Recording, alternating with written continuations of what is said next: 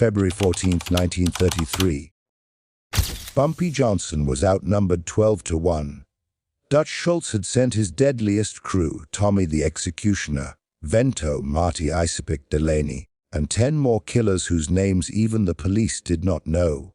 They cornered Bumpy in the Cotton Club basement. No witnesses, no way out. Bumpy was 27 years old, still learning the game. Dutch was the most powerful mobster in New York. Everyone expected the same ending, Bumpy Johnson dead in a basement. But what Dutch did not know was that Bumpy Johnson did not play by anybody's rules. 90 minutes later, only one of those 12 men walked out alive, and he delivered a message that made Dutch Schultz, the man who had killed over 40 people, go pale. This is the story of the night Bumpy Johnson became untouchable. To understand what happened that night, you need to understand Harlem in 1933. This was not the Harlem Renaissance anymore.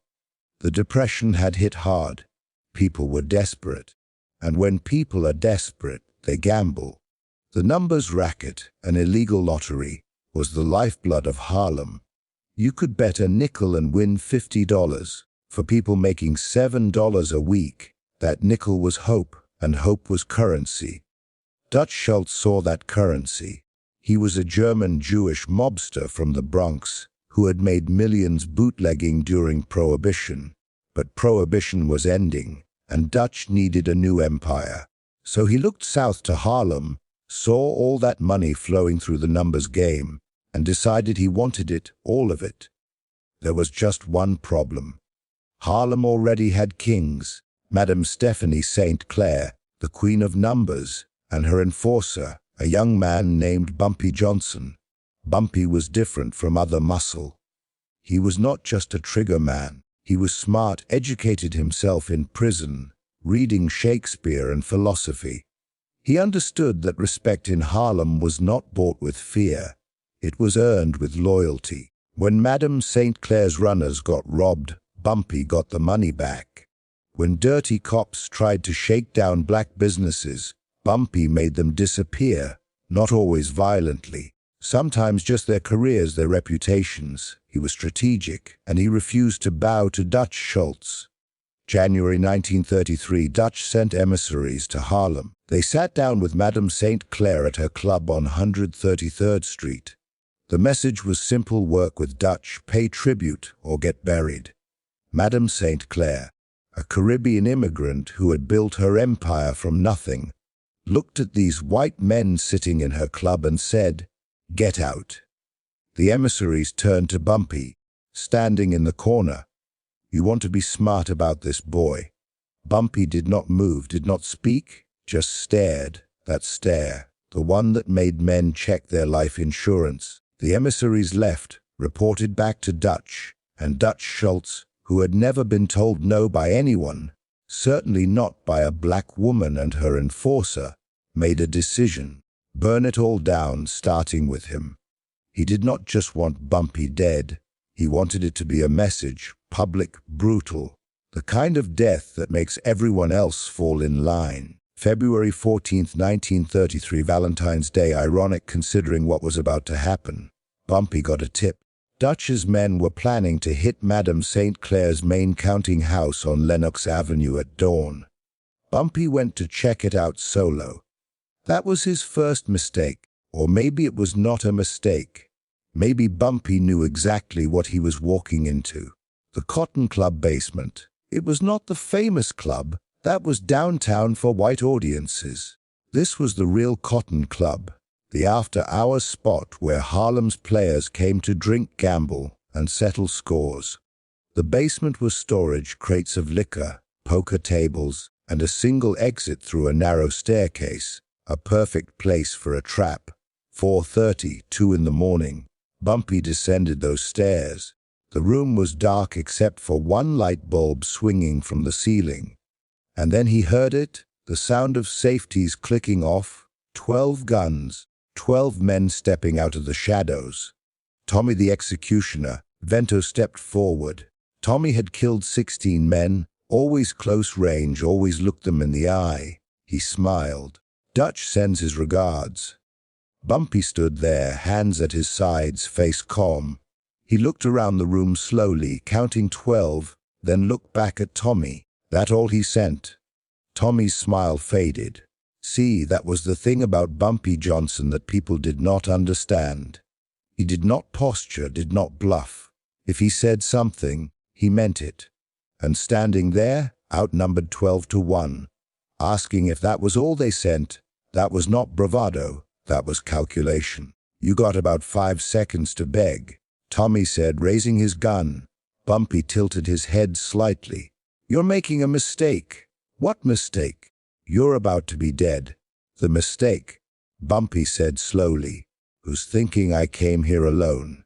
12 guns stayed trained on him, but now there was hesitation, doubt. Tommy glanced at the stairs, nothing, looked back at Bumpy. You're bluffing. Bumpy smiled for the first time. Then shoot. Nobody shot. Because here is what Dutch Schultz's men did not know. Bumpy Johnson had been fighting since he was 10 years old, Charleston, South Carolina, before he moved to Harlem. Street fights, prison riots, wars over territory. He had learned something that most men never learned. Violence has a rhythm, and right now, standing in that basement, Bumpy controlled the rhythm. Tommy's finger tightened on the trigger. Last chance. Bumpy moved. What happened next, nobody could fully explain afterward. The one survivor's testimony was confused, fragmented, but here is what we know. Bumpy did not go for a gun, he went for the light. One punch. The hanging bulb shattered. Darkness complete, then chaos. The first shots came wild, panicked, men shooting at shadows, at sounds. Tommy screaming, "Hold your fire! Hold your fire!" But fear does not listen to orders. In that darkness, Bumpy became something else. He knew that room, had played poker there 100 times, knew every crate, every table, every corner. Dutch's men did not. One by one, you could hear them going down, not from gunshots. Bumpy did not waste bullets. He used his hands, used their confusion, used the fact that they were shooting each other in the panic. A scream. A body hitting the floor. Another gunshot. Another scream. Tommy tried to rally them. The stairs! Get to the stairs! But Bumpy was already there. The violence lasted maybe 3 minutes, 3 minutes that felt like 3 hours, and then silence. When someone finally opened the basement door from upstairs and let light spill down those steps, here is what they found: 11 bodies, not all dead, but all down, broken bones, gunshot wounds from friendly fire, unconscious, bleeding, and one man sitting on the floor against the wall, hyperventilating. Gun still in his shaking hand, Marty Isapic Delaney, the only one still conscious. Bumpy was gone, vanished like smoke. Marty Delaney crawled up those stairs. It took him 20 minutes. Every step was agony, broken ribs, maybe worse. He made it to the street as the sun was coming up, flagged down a cab with blood-soaked money. Bronx. He gasped. Arthur Avenue, Dutch Schultz's headquarters. 8:17 in the morning. Marty stumbled into Dutch's social club. Dutch was eating breakfast, eggs, toast, coffee, reading the newspaper.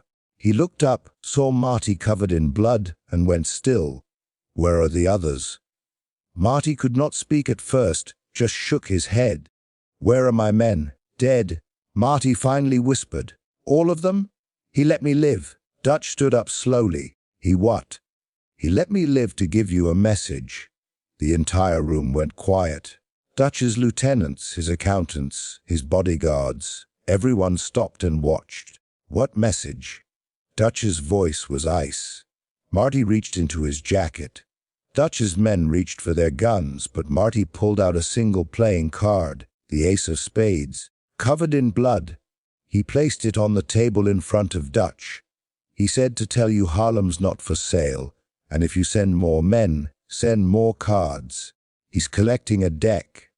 Dutch Schultz stared at that card for a long time. His men waited for Dutch to unleash hell, to send 50 men to burn Harlem to the ground. Instead, Dutch picked up the card, studied it, then smiled, not a happy smile, a resignation smile. He's got balls, I'll give him that. Boss, we can't let this.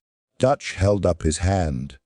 You know what it costs to go to war with someone who's not afraid to die? Someone who's smarter than you. Someone who has an entire neighborhood behind him. He shook his head.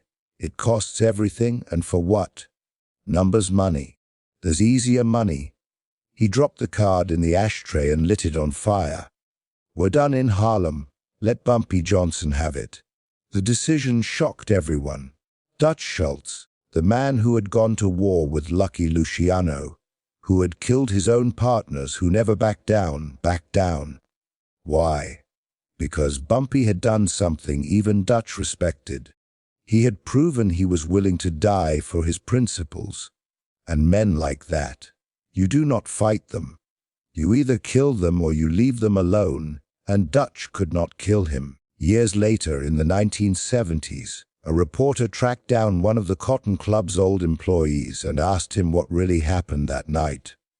The old man smiled. You want the truth. Bumpy wasn't alone. What?